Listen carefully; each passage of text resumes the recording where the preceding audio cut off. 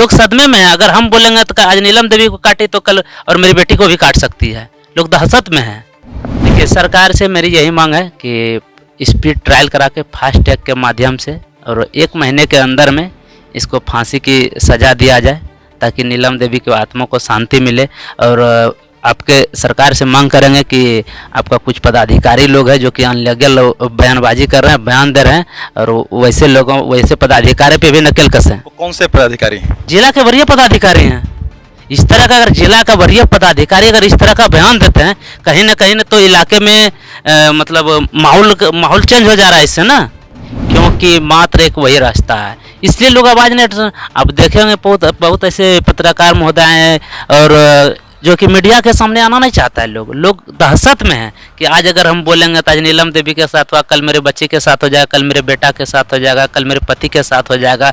दहशत का माहौल है, इसलिए नहीं लोग बोलना चाहते हैं। मात्र एक 30 से 40 हज़ार आबादी का क्षेत्र है और मतलब मात्र यही एक रास्ता है आने जाने का। इस बयान से हम लोग काफ़ी आहत में हैं और घटना को किस मोड़ देना चाह रहे हैं एसपी साहब शायद पता नहीं। अगर जिला के वरीय पदाधिकारी होकर के अगर इस तरह का बयान देंगे तो जिला कैसे सुरक्षित रहेंगे, शायद ये एसपी सर को ही पता है।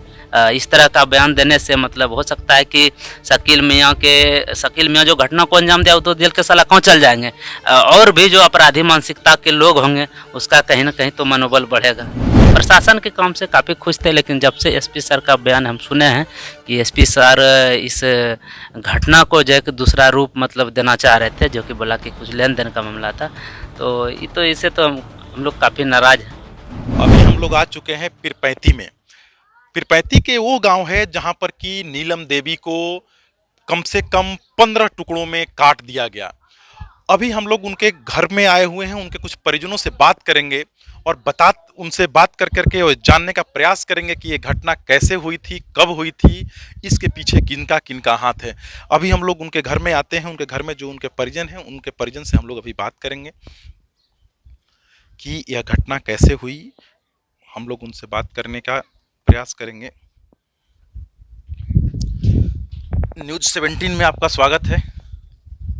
धन्यवाद भैया, आप लोग मेरे घर पे आए न्यूज़ 17 को। यह घटना तो बहुत ही दुखद घटना है। एक घटना कब हुई इसके बारे में थोड़ा सा आप डिटेल्स में हम लोग को बताएं। ये घटना जो है कि 3 तारीख को शाम में 6 साढ़े 6 बजे के या 6:15 बजे के आसपास की है।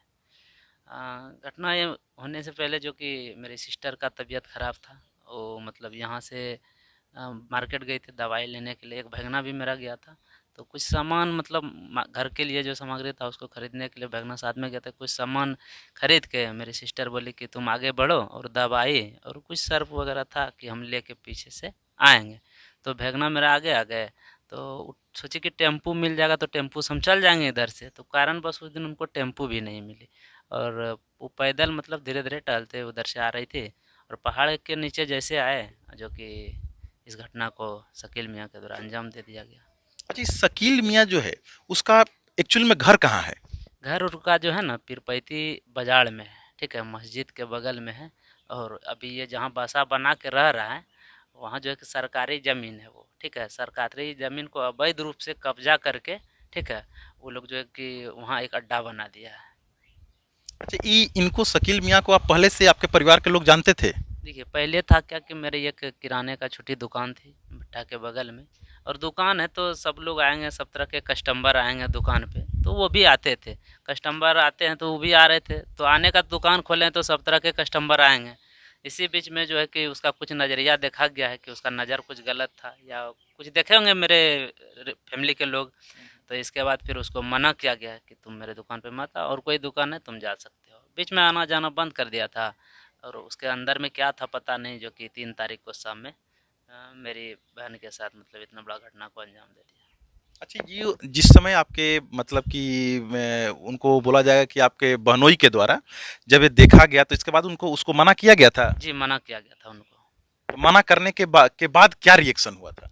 मना करने के बाद वो नहीं आने लगे थे। बीच में आते थे, गांव इधर उधर घूमते थे, मतलब बगल में उनका कुछ दूर में खेत है तो खेत इधर रहता आता था, जाता था, गांव के घूम के चल जाता था। अच्छा, ये भागलपुर के एसपी साहब के द्वारा बताया जा रहा है कि कुछ पैसा लेन देन का मामला था, इस मामले में इस प्रकार का के घटना को अंजाम दिया गया। इस पे आपका क्या कहना है? देखिए, ये एसपी सर का जो है कि इसके टीम जो काम की नीचे स्तर से, हम ऑन रिकॉर्ड भी बोले थे कि 72 घंटा के अंदर में अगर अपराधी को नहीं पकड़ा जाए तो फिर हम ये नहीं समझेंगे कौन उसके घर में बच्चा है, कौन छोटा है, क्या है। फिर जो है कि हम भी अपना कानून को ताक पे रख के अपना हथियार उठा लेंगे। तो इनमें डीएसपी सर के द्वारा जो टीम गठित किया था, हम प्रशासन के काम से काफ़ी खुश थे, लेकिन जब से एसपी सर का बयान हम सुने हैं कि एसपी सर इस घटना को जो है कि दूसरा रूप मतलब देना चाह रहे थे, जो कि बोला कि कुछ लेन देन का मामला था, तो ये तो इससे तो हम लोग काफ़ी नाराज़ हैं, एसपी सर के बयान से काफ़ी नाराज़ है। बाकी उनकी टीम जो काम की है उससे खुश हैं। बाकी एसपी सर के इस बयान से हम लोग काफ़ी आहत में हैं, और घटना को किस मोड़ देना चाह रहे हैं एसपी साहब शायद पता नहीं। अगर जिला के वरीय पदाधिकारी होकर के अगर इस तरह का बयान देंगे तो जिला कैसे सुरक्षित रहेंगे, शायद ये एसपी सर को ही पता है। इस तरह का बयान देने से मतलब हो सकता है कि शकील मियाँ जो घटना को अंजाम दिया वो तो जेल के सलाखों चल जाएंगे, और भी जो अपराधी मानसिकता के लोग होंगे उसका कहीं ना कहीं तो मनोबल बढ़ेगा और आगे भी कोई घटना को अंजाम दे सकता है। अब जिला कैसे सुरक्षित रखिएगा एसपी सर, ये आपके ऊपर डिपेंड करता है। अच्छा, तो इसमें आपको एक तरफ से कि जो पैसा लेन देन की मामले को सीधे तरीका से खारिज किया जा रहा है। बिल्कुल पैसा लेन देन का कोई बात ही नहीं है। अगर कहने की जैसे कि बोल रहे कि ये शादी ब्याह की बात है, अगर शादी का बात रहता, मेरी बहनी का शादी लगता, तो हम लोग को क्या पता नहीं रहता कि मेरी बहनी का शादी लग रहा है या शादी लगा हुआ है। मुझे तो पता होना चाहिए इस चीज़ के बारे में ना। अच्छा, एक चीज बताइए कि ये बार बार जो ये घटना हो रहा है, आज से कुछ दिन पहले दिल्ली में ऐसा घटना हुआ, ये आखिर मुस्लिम समुदाय के द्वारा ही सिर्फ ऐसा घटना को अंजाम क्यों दिया जाता है? देखिए कहीं न कहीं जो है ना कि मुस्लिम समुदाय, आप दुमका को उठा के देख लीजिए, दिल्ली का देख लीजिए, या फिर ये पीरपैंती भागलपुर में नीलम देवी का देख लीजिए। हमको ये चीज़ बताइए, और हम कि इतिहास में उठा के देखिए कि कोई एक भी मुस्लिम लड़की के साथ कोई हिंदू लड़का 20 टुकड़ा किया है या 10 टुकड़ा किया है? इतिहास इतिहास उठा के दिखाइए कि कहीं अगर इस तरह का किया हो उदाहरण, तो हमको बताइए। कहीं न कहीं जो है उनको कहीं संरक्षण मिल रहा है, संरक्षण के तहत जो है कि इस तरह का घटना को अंजाम दे रहा है। बिना संरक्षण का तो इस तरह के घटना को अंजाम दे ही नहीं सकता है। आज मान लीजिए घटना मिला, घटना हुआ, घटना होने के बाद जो है कि जो लोग हैं उसको जेल के सलाखों के पीछे कर दिया। अब कोर्ट के माध्यम से फैमिली उस लायक नहीं है जो कि लड़ सके, उनको सज़ा मिल सके, तब तक में अपराधियों का मनोबल बढ़ा रहता है, दूसरे घटना को अंजाम दे देता है दूसरे जिला में जाके। अच्छा, एक चीज बताइए कि उनके कौन कौन से पार्ट को काटा गया था? देखिए उनको तो पहले पीछे से वार किया था गर्दन पे, इसके बाद उनके सर पे जो है कि कुल्हाड़ी और झबिया से वार किया। इसके बाद फिर वो जैसे गिरी तो उसके हाथ जो है कि कम से कम एक हाथ को 4-5 टुकड़ों में किया गया था।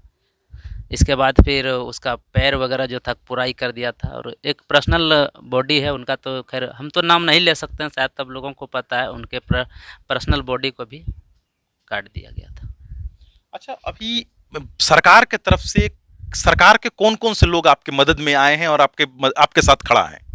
देखिए लोग जो भी खड़ा आ रहे हैं, कुछ ऐसे शायद आपको बुरा ना लगे, कुछ ऐसे पत्रकार आ रहे हैं, ठीक है, और वैसे पत्रकार को हम कहना चाहेंगे कि भाई अगर राजनीतिक करना है तो भाई मेरे घर से जाके बाहर राजनीतिक करो ना यार। अगर अभी तो हम लोग साधने में हैं, आप आके मतलब इसको दूसरा रूप दे रहे हैं। पत्रकार जो है कि चौथा स्तंभ है भाई, क्यों उसको बदनाम कर रहे हो? हैं? आप राजनीतिक कर रहे हैं, रुख मोड़ रहे हैं, कभी कुछ दे रहे हैं, हम अगर कुछ बयान दे रहे हैं तो उसको काट कर दे रहे हैं। इससे आप लोग क्या जाहिर करना चाहते हैं? वैसे पत्रकार से हम हाथ जोड़ के विनती करते हैं, भैया इस तरह का काम मत कीजिए। राजनीतिक के लिए बहुत ऐसा प्लेटफॉर्म है, कहीं भी आप लोग जाके राजनीतिक कीजिए ना। अच्छा, कुछ महिला आयोग से, कुछ मानवाधिकार आयोग से भी कोई लोग का आपका पास कॉल आया, या कुछ ऐसे लोग आपके यहाँ आए हैं? नहीं, अभी तक तो ना मानवाधिकार के तहत आए हैं, ना महिला आयोग के कोई भी टीम या कोई भी लोग आज अभी तक मिलने यहाँ नहीं आए। अच्छा, एक चीज बताइए कि ये जो रोड आपका जो गांव से निकलता है, ये निकल करके पीरपैंती जो बाजार है उस जाने के लिए पूरे मुस्लिम समुदाय के गांवों के बीचे बीच से वो रोड निकलता है। क्या लगता है कि आगे चल करके इस प्रकार के कोई और घटना को अंजाम दिया जा सकता है? देखिए इधर इस इलाके में कम से कम भी 7 से 8 पंचायत है, ठीक है, और 7-8 पंचायत का लोग सदमे में है, क्योंकि मात्र एक वही रास्ता है, इसलिए लोग आवाज़ नहीं। आप देखे होंगे बहुत बहुत ऐसे पत्रकार महोदय हैं और जो कि मीडिया के सामने आना नहीं चाहता है। लोग दहशत में हैं कि आज अगर हम बोलेंगे तो आज नीलम देवी के साथ हुआ, कल मेरे बच्चे के साथ हो जाएगा, कल मेरे बेटा के साथ हो जाएगा, कल मेरे पति के साथ हो जाएगा। दहशत का माहौल है, इसलिए नहीं लोग बोलना चाहते हैं। मात्र एक 30 से 40 हज़ार आबादी का ये क्षेत्र है और मतलब मात्र यही एक रास्ता है आने जाने का। तो लोग सदमे में हैं, अगर हम बोलेंगे तो आज नीलम देवी को काटी तो कल और मेरी बेटी को भी काट सकती है। लोग दहशत में हैं। और दूसरी बात, तो उस ज़मीन जो है जहाँ पे वो बसा बना के रह रहा है, वो बिहार सरकार का ज़मीन है और मतलब उसको अवैध रूप से कब्जा करके वो लोग रखा गया है। अच्छा, आपका सरकार से क्या राय है? देखिए, सरकार से मेरी यही मांग है कि स्पीड ट्रायल करा के फास्ट ट्रैक के माध्यम से और 1 महीने के अंदर में इसको फांसी की सज़ा दिया जाए, ताकि नीलम देवी की आत्मा को शांति मिले। और आपके सरकार से मांग करेंगे कि आपका कुछ पदाधिकारी लोग हैं जो कि अनलीगल बयानबाजी कर रहे हैं, बयान दे रहे हैं, और वैसे पदाधिकारी पे भी नकेल कसें। वो कौन से पदाधिकारी हैं? जिला के वरीय पदाधिकारी हैं। इस तरह का अगर जिला का वरीय पदाधिकारी अगर इस तरह का बयान देते हैं, कहीं न तो इलाके में मतलब माहौल चेंज हो जा रहा है इससे ना। अभी कहीं न कहीं बोल रहा है कि लेन देन का कुछ मामला था। अरे भाई, एसआईटी टीम गठित करते हैं ना, इसके बाद आप गांव आते। मान लीजिए गांव में तो 10 लोग बोलता, 20 लोग बोलता ना। इस तरह का तो कहीं बात नहीं है। हम सरकार से मांग करेंगे कि ऐसे पदाधिकारियों के ऊपर भी गंभीरतापूर्वक ध्यान दें। यहाँ पे मृतक के नीलम देवी के बेटे भी हैं, हम एक बार उनसे भी बात करने का प्रयास करेंगे कि ये घटना के बारे में वो क्या जानते हैं। अच्छा, आपको ये कब मालूम चला? हमको मालूम जब घटना हो गया था तब पता चला। अच्छा, एक चीज़ बताइए कि एक कितने पार्टों में उनको काटा गया था? हम तो मतलब देख भी नहीं पाए थे अच्छा से, तो 10 या 12 पार्ट में कटा। अभी इनसे बात करने से ये मालूम चल रहा है कि ये सदमे में है। हम लोग इनसे बहुत ज़्यादा बातें नहीं करेंगे, लेकिन ये कहीं ना कहीं मुस्लिम समुदाय के लोग जो हैं सो इसमें पूरी तरीक़ा से सक्रिय हैं और हमेशा जो है सो हिंदू बहू बेटियों और के साथ में, महिलाओं के साथ में हमेशा इनके द्वारा जो है सो इस प्रकार के घटना को अंजाम दिया जा रहा है। अब इसमें अभी तक पूरे जो मानवाधिकार जो है सो बोलता है कि हम जाकर के सारे जगह पे काम करते हैं, अभी तक किसी भी प्रकार के मानवाधिकार के लोग यहाँ तक नहीं पहुँच पाए हैं। कोई भी महिला आयोग के लोग नहीं पहुंच पाए हैं। और जितने भी मेरे बिहार की मीडिया है, जो मीडिया जाकर के आरती और छोटू को का कहानी भर दिन दिखाती है, मैं उन लोगों से भी एक बार निवेदन करना चाहूँगा कि आइए और इस तरीके के मामले को दिखाइए, ताकि इन लोगों को, इस परिवार को न्याय मिले। ये परिवार क्या बहुत बड़ा अमीर परिवार है? इस परिवार में क्या इस घर में एसी लगा हुआ है? जिस परिवार में रहेगा उसी परिवार में लोग जाएगा। इनके घर को पूरे तरीके से दिखाइए। जिनके घर में न रहने का जगह है, एक झोपड़ी का ये मकान है जिसमें कि इस परिवार रहता है और इसी में रह करके गुजर बसर करता है, लेकिन इनके घर में लोग आने से मना कर रहा है। इस प्रकार के यहाँ पर लोग नहीं आ रहा है। जितने भी नेता हैं अभी तक से, जो सत्ता के नेता हैं, उनके तरफ से किसी भी प्रकार का कोई बयान नहीं दिया गया है, सरकार की तरफ से किसी लोगों को नहीं भेजा गया है। तो ये किस प्रकार का, अगर हम लोग बोलें कि ये जंगल राज है, तो एक प्रकार का जंगल राज तो आ ही गया है यहाँ पे। बात बाकी हम लोग और लोगों से बात करने का प्रयास करते हैं, तब तक आप बने रहिए। अगर आप मेरे चैनल को सब्सक्राइब नहीं किए हैं तो सब्सक्राइब कर लीजिए और इनके परिवार का और इनके मृतक के भाई का और उनके बेटा का बातों को सुन करके आपको किस प्रकार का लगा, एक बार कमेंट करके जरूर बताएं।